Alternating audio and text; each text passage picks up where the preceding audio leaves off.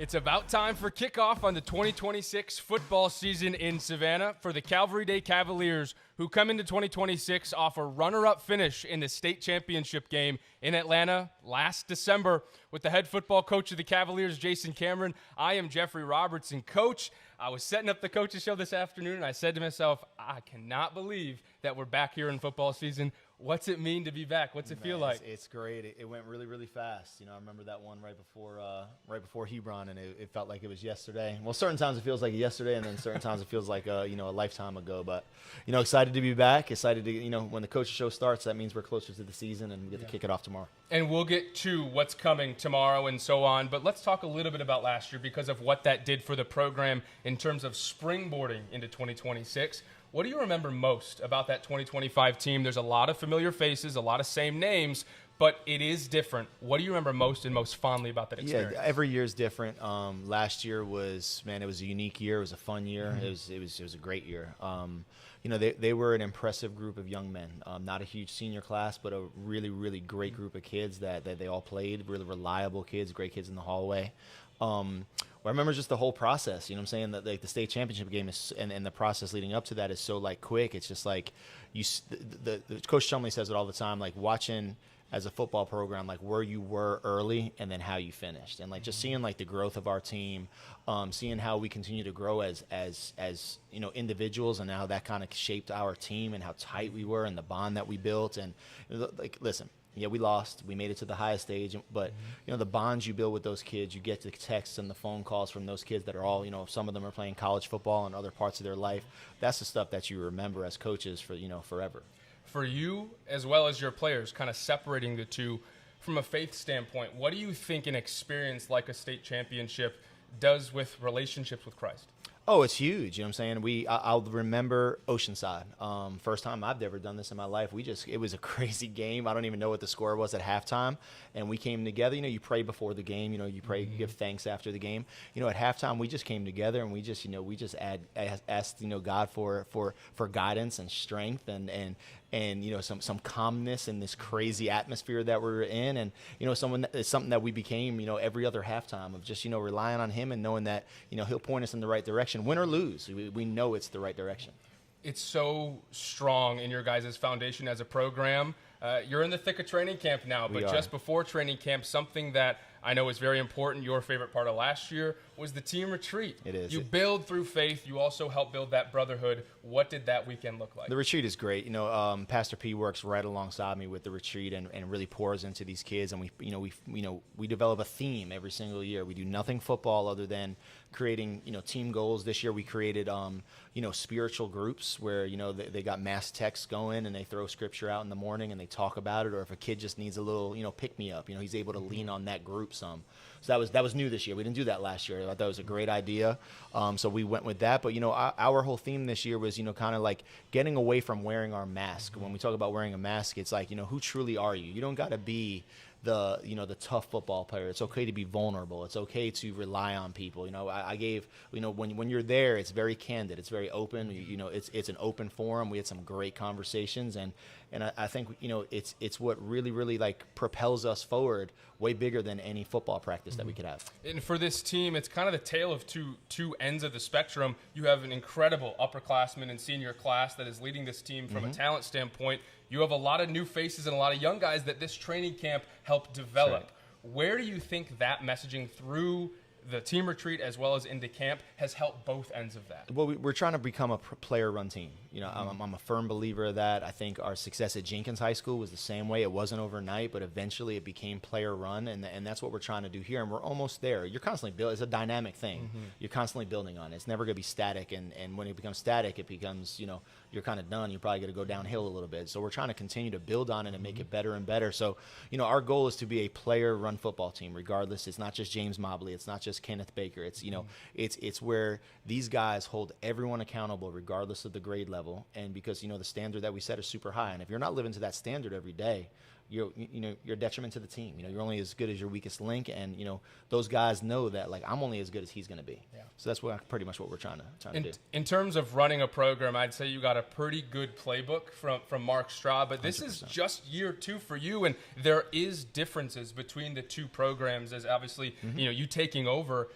In the year 2, #1 in the state in so many different polls. How do you try and balance wanting to rush ahead and get this program where you know it can be, but also, hey, let's take our time, let's build this the right way, because there's a lot of pressure with that #1. That's it. And our message to the kids is pressure is a privilege. You know, they did that. You know, they put themselves in that part of a preseason ranking, which we've also had the conversation where we don't pay attention to any preseason rankings.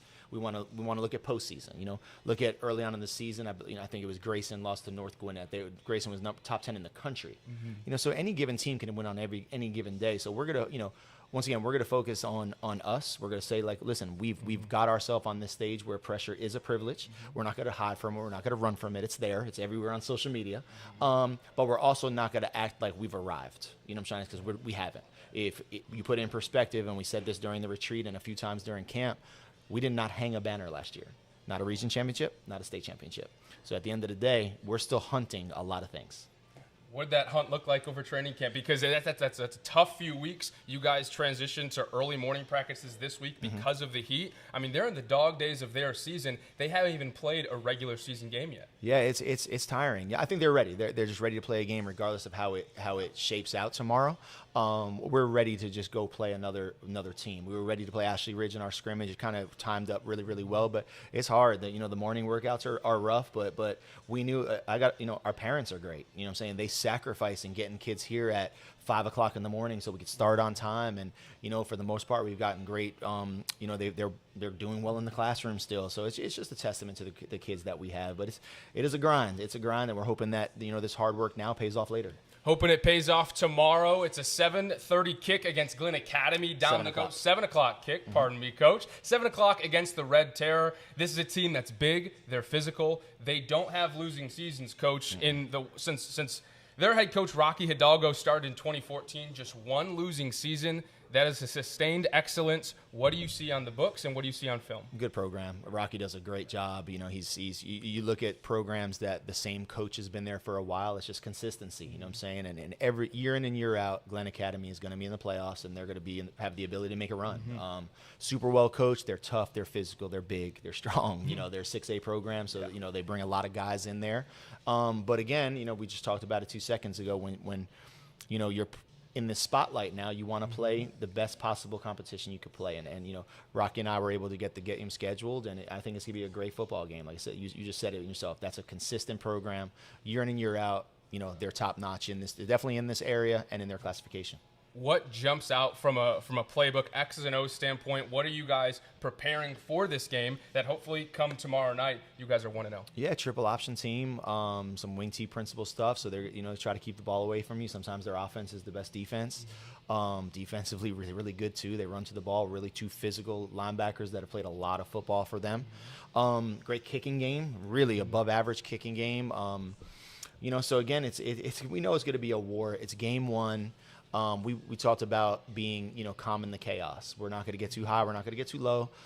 We got to understand that they're going to get theirs. We're going to get ours, and we just got to stay even keel. Play for the person next to you. Don't get too emotional, and just continue to be coached and take adjustments. Again, that's a 7 o'clock kick down at Glen Academy, Thursday night being tomorrow. Coach, it's going to be an exciting one, but the Coaches Show for this afternoon, we're going to keep it rolling. Coming up after the break, Athletic Director Phillip Lee makes his return to the Cavs. We'll talk about it in a little bit.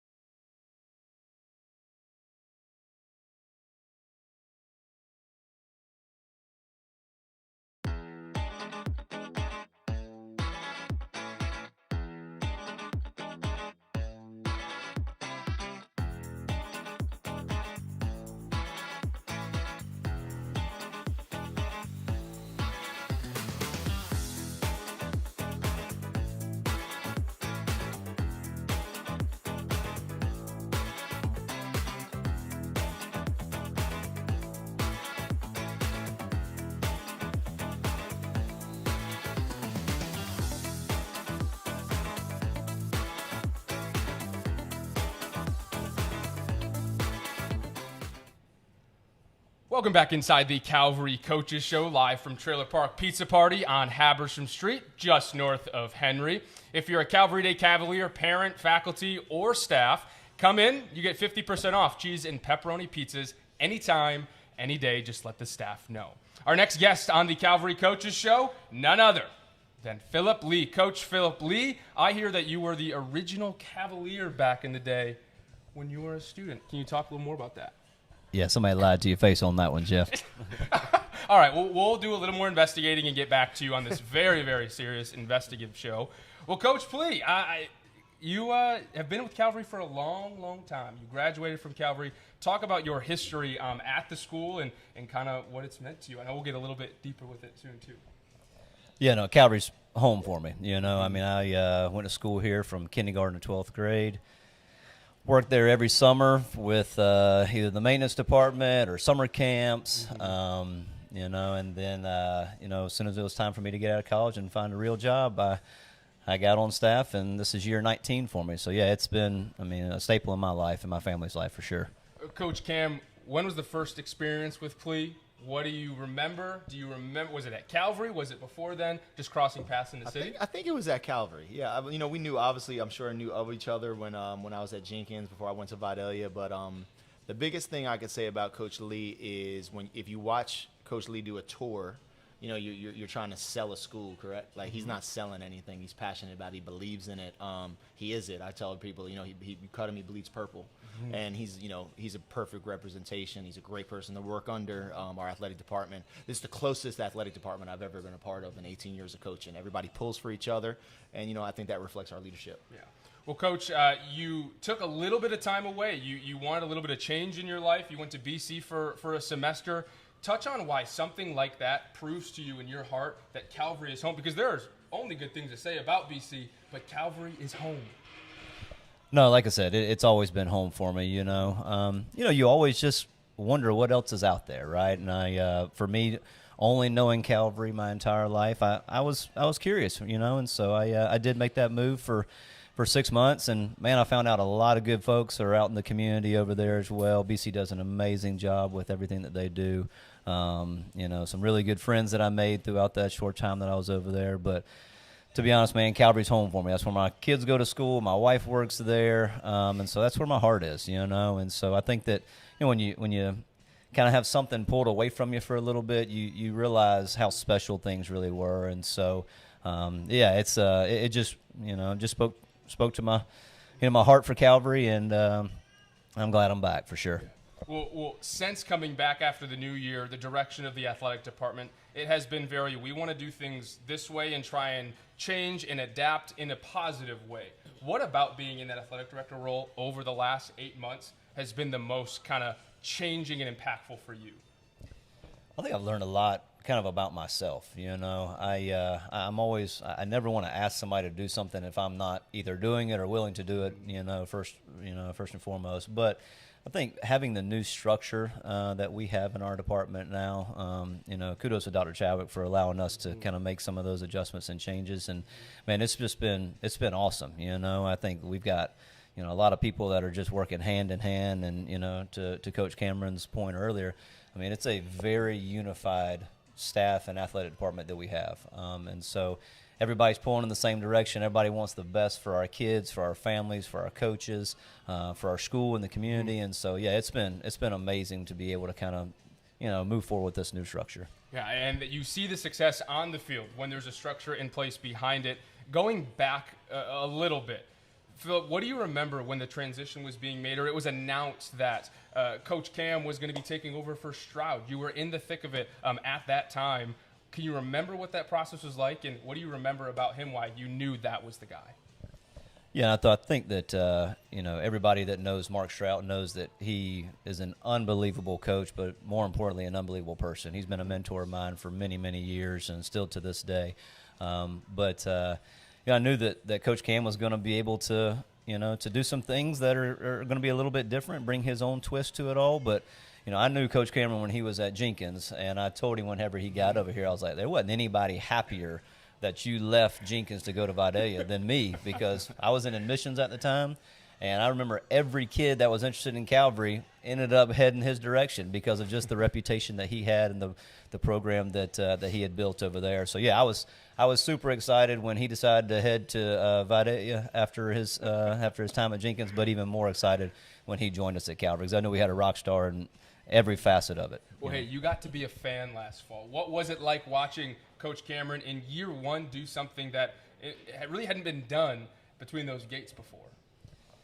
I remember, like I said, being away for a little bit, just looking from the outside and just being just so happy and proud of kind of what Calvary as a school was doing. It just, you could just tell that things were all heading in the right direction, and were just being just ramped up more than what they were even the previous years. And the football program was a leader in all of that, and so the success, yes, but what they were doing kind of behind the scenes that most folks never even knew about was that's what I was the most proud about, because I knew they were men of character, they were godly men, they were leading kids in the right direction. Man, you've seen kids' lives transform because of stuff like that. And so, yeah, from an outsider standpoint, that kind of still knew some of the inner layings of it all, could not have been happier and prouder for them, for sure. Coach Cam, one more for you in this segment. Yeah. As an athletic director, how easy does it make it to work with him? Because that relationship between head football coach and athletic director is as tight on campus as you find. Well, it's great. He's been in it. He's a coach. He's a coach first. And then he won the big one. Think about how blessed I am. I got Mark Stroud on my staff, Donald Chumley on my staff, Jeb Stewart on my staff, and then Phillip Lee's the athletic director. The amount of people that I can go to and just pick their brains about the process, about different things that I'm doing, what I should do, what I shouldn't do, or I'm thinking about this. It's amazing for me. I'm still young in this thing, what I'm saying? And I'm not too ashamed to say that, or too much pride. So, having him not only as that administrator that I'm able to look up to and work for, somebody that I rely on more than, he's going to give himself credit for, what I'm saying? I got that from him about focusing on the process more than the end result thing when he won his. So, listen, it's like I said, we're in great hands with, Phillip Lee at the helm. Well, Phillip, one more for you. Cavalier Football 2026, what are you most looking forward to seeing? Are there any guys that you kind of like seeing around campus, you like seeing on the field? Or what about this season are you most looking forward to? I'd say the coolest thing for me being back is just getting to know some of the new faces, some of the new guys. And I know we'll talk to him here shortly, James Mobley. But just seeing guys like that in leadership roles, knowing what he stands for, knowing that senior class, the type of men that they are, and the leadership qualities that they have, and how that's just going to really be the face of Calvary for a large part of this fall semester is kind of really been cool to see. So that's kind of what I'm excited about. I love relationships. I love building relationships, and I just love being able to pour back into these guys in any way that I can help. I love to be able to try to serve as best as I can. Well, Phillip, appreciate you taking the time to come over here to Treylor Park and joining the show. Hopefully this is a long season, and we circle back to you. We can talk about logistics come playoff time. So appreciate you, Plea. Thanks, brother. Appreciate you. The Coaches Show rolls on after this break. Head of school, Dr. Hunter Chadwick, joins us next.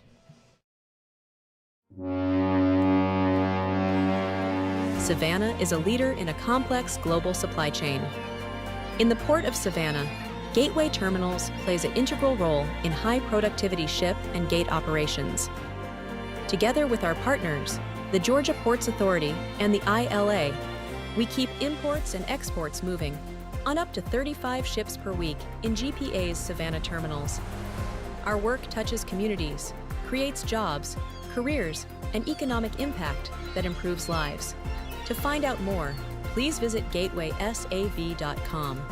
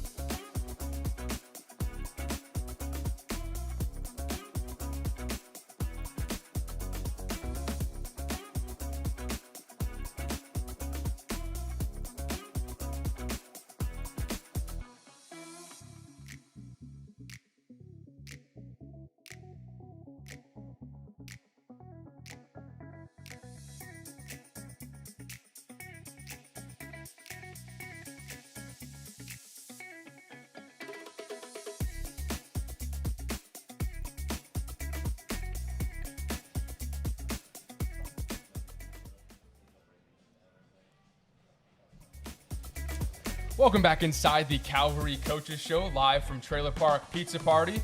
Dr. Hunter Chadwick, head of school at Calvary Day, joins us now. Dr. C, what year is it now for you? Is it 7, 8 that you're going into? Year seven. Feel like it's been 6 full years and some change to this point? It depends on what day you ask me. Some days it feels like, just got here, and some days it feels like a lot longer. Yeah. Well, what about Calvary over the years? There's so many experiences. Every day is kind of a new journey. What about Calvary over the years has kind of kept you coming back between those gates each day? The same thing that drives me today is the same thing that drove me to taking the job. I believe in the mission of the school. I believe in all the things that we have as a school, the fine arts, the academics, the people, athletics, the football program, all those things attract people to the school, and then it allows us to pour into kids and lead them to Christ. It's quite impressive.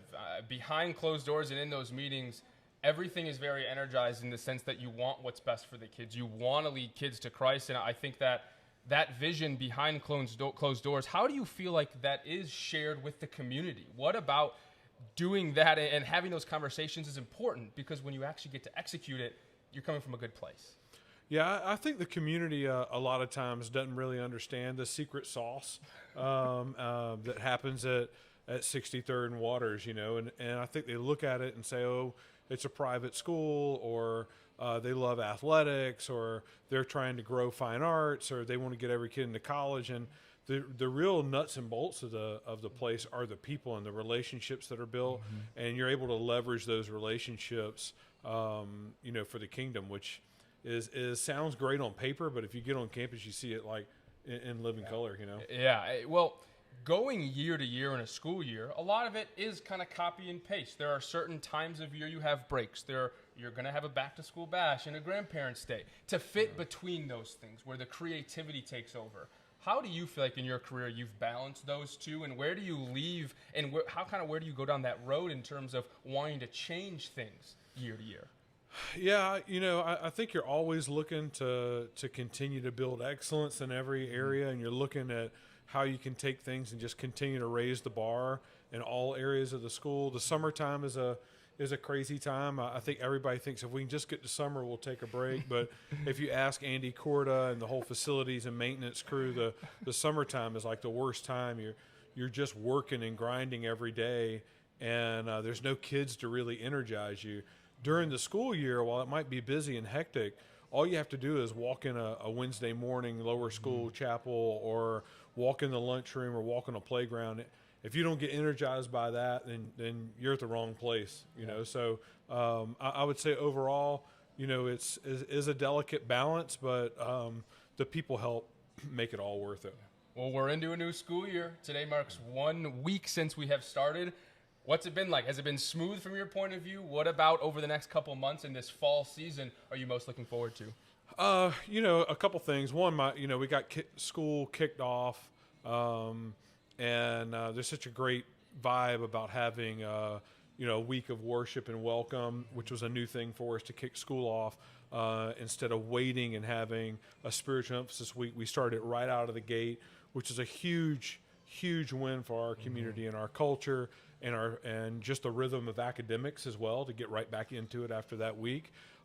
It's a great time. Everybody's happy on the first day of school. Everybody has an A. Everybody has perfect attendance. So there's not much complaining that goes on. But what do we want to accomplish? I just think to keep raising the bar and to celebrate.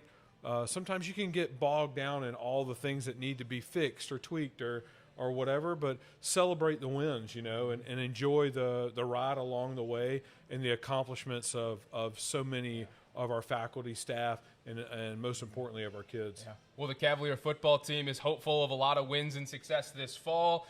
You come out on Friday nights, excitement level to see this team hopefully make another run like they did last year.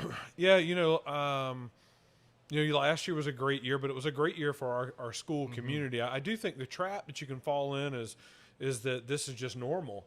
You can fall into that trap that, hey, coming out on a Friday night and watching Calvary win that's just normal. But it's not normal. These coaches and kids, and to be honest, their families, they've all bought into what they're doing. And, we've been pretty successful. I would say we're the most successful program in the city. Now, you got some others out there that'll say, BC might say they're more successful than us, but they've never beat us in volleyball, and same thing with St. Vincent's. But I think as a co-ed school, we can claim that we're the most successful kids. Almost all of our programs are expected every single year to either be in the Elite Eight, the Final Four, or win the championship. Yeah. And that's a great spot to be in. But it's not easy, and these guys put in a lot of work that people don't see behind the scenes. Well, great athletes and great coaches and students take great leadership. Appreciate you, Dr. C. Before we let you go, yeah, we hear there may be a special guest in Charleston. Your son Braxton may be watching with the coaching staff. Go Bucks! Appreciate you Bucks. watching. I got a week from Thursday. They kick off with Lindenwood, so go Bucks. Yeah. Go Cavs and go Bucks. Go Cavs, go Bucks. That's right. All the Appreciate it. Thanks, Dr. C. All right, we're going to take one more break. When we come back, quarterback James Mobley, the moment you've all been waiting for. He's on next.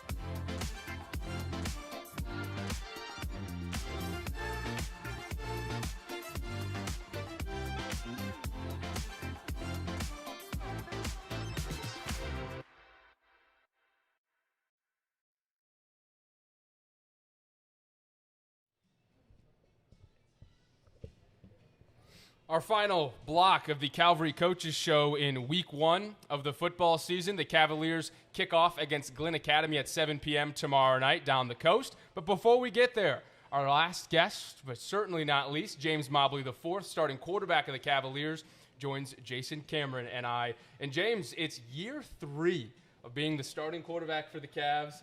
Does it feel weird that it's year 3? There are not a lot of student athletes that get 3 years as starting QB1. Yeah, it definitely feels weird. Going from my freshman year, learning behind Jake, to now I'm the leader, leading the freshman quarterback. It's a blessing having 3 years to really just work on my craft and just show college coaches the talent that I have, but also, sacrifice with my brothers.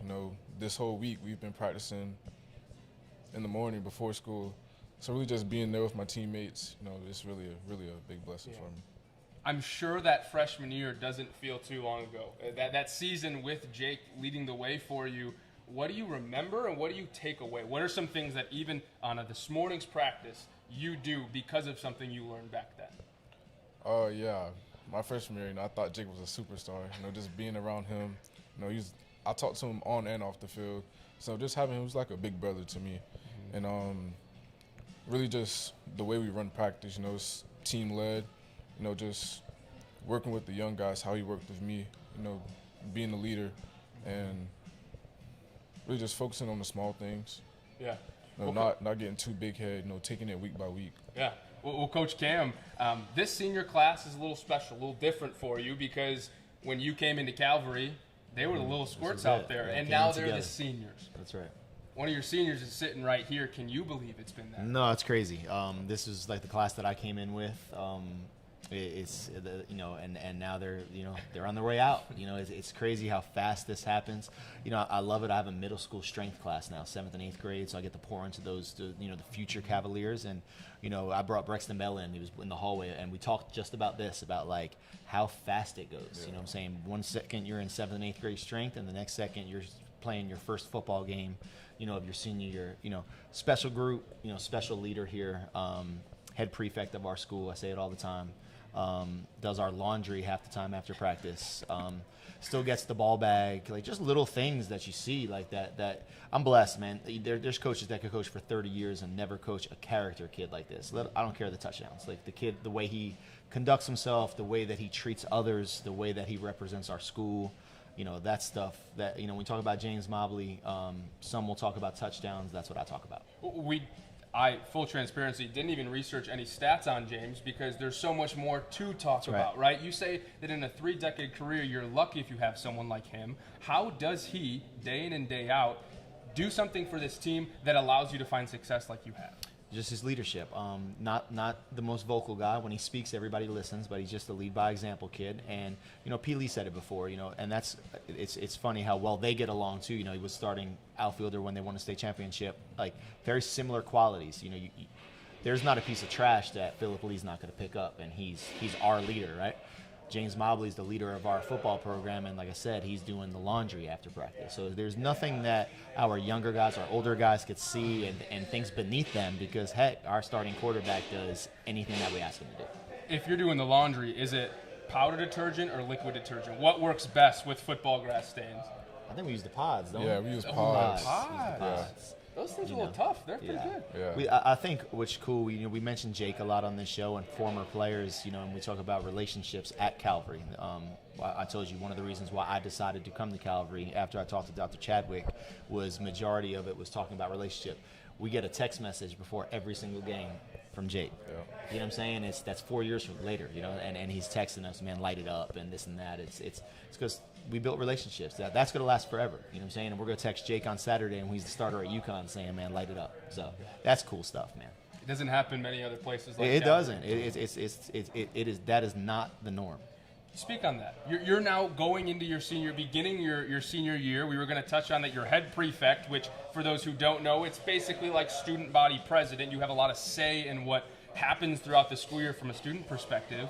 Why is Calvary a place that allows for relationships to grow and build? Really just the community. It's a great community to be around. Very diverse. Everybody's different.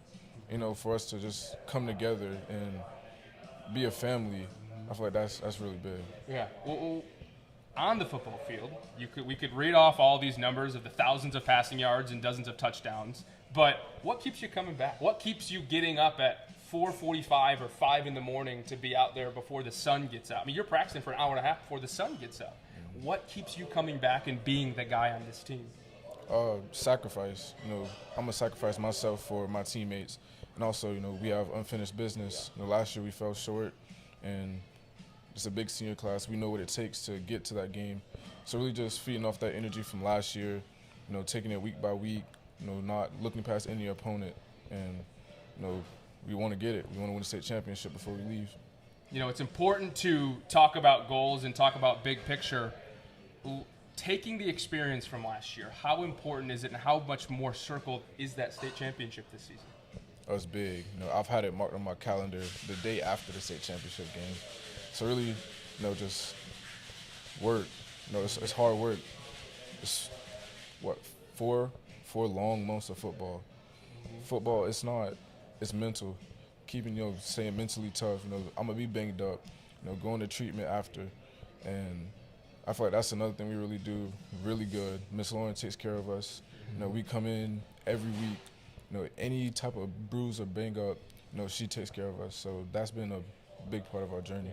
Shout out Lauren Wirt, athletic Heck trainer. yeah. We got to get her on the show this season. We do. That'd be awesome. I don't think she would do that. I don't think so either. Okay, we'll work on that. But all right, before we do wrap up the show, we talk about success for the program. And I think that last week, a practice that's had fifth graders through seniors on the same field at one time is the epitome of what Calvary football is. We got a quick social media video for you. We'll be right back to talk about it. This is what makes this place special right here, right? Hey, fifth graders all the way through 12th graders practicing on one football field. 5th through 12th grade is going to get better, and we're going to do it together. Everybody understand? Yes, here we go. Let's go. Be great on 3. 1, 2, 3. Let's talk it out. We never rely on talent. We always rely on our hard work here. Hey, talent will get caught up with. No one can ever question your work ethic. Are we clear? Yes, hey, let's go. Be great on 3. 1, 2, 3. Be great. More than 100 football players easily out there, ages from 11 all the way up to 18. Coach, from A to Z, the success that you guys have had is because of a foundation that runs the entire program. That's right. I've said it a lot last year. I was an outsider looking in at the dynamic of Calvary. You have pre-K all the way through 12th. And, you asked me early on in the segment about, the journey last year and hopefully the journey this year. Those are the things that I remember. And, partial for me, that's the first practice that I've ever been a part of that, Jackson was involved, that, I was the coach of. Super cool. I'm trying not to look over at him, but I'm looking over at him. And I was just you just absorb it. Dr. Chadwick said something about, celebrating. That's a win. Right there, that is a win that should be celebrated. And it doesn't go on our record. But those are things to me that makes our program success. Regardless of, we could lose tomorrow, our program's successful because we did things like this. It's servant leadership. It's pouring into our community. It's building. It's continuing to build the foundation of Calvary football, the Calvary community. I love stuff like that. And James, for you and the players, you guys are the ones that I think if our middle schoolers could or felt comfortable, they'd ask you for autographs. What about experiences like that keep you coming back to Calvary, and why that for years to come after you graduate, you're going to keep coming back home? It's a great feeling, walking through the middle school building, going to my fashion design class, seeing all the middle schoolers with smiles on their faces, just knowing that there's people like that looking up to us. We have to be accountable and, set the standard for Calvary. So really just seeing that, and it's just great. Yeah, man, puts a smile on your face, gets us excited for what's ahead. Well, the journey ahead is going to be a long one, as James mentioned, just about 4 months away from what could be a season for the history books for the Cavaliers. We'll see what they can do. James, appreciate you taking the time. Coach, you say we do this again next week and keep it rolling? I hope so, man. I look forward to this. It's a blast. Appreciate you, Coach. All right, couple laundry list things. It's a 7 o'clock kick at Glen Academy tomorrow on Thursday down the coast. And then in just over a week, the Cavaliers play at home for the first time in 2026 against the Jenkins Warriors. That is no longer a region game, but a rivalry one nonetheless. We hope you'll join us at the SSC. For the head football coach of the Cavaliers, Jason Cameron, starting quarterback James Mobley IV, I am Jeff Roberts. We'll talk to you next week.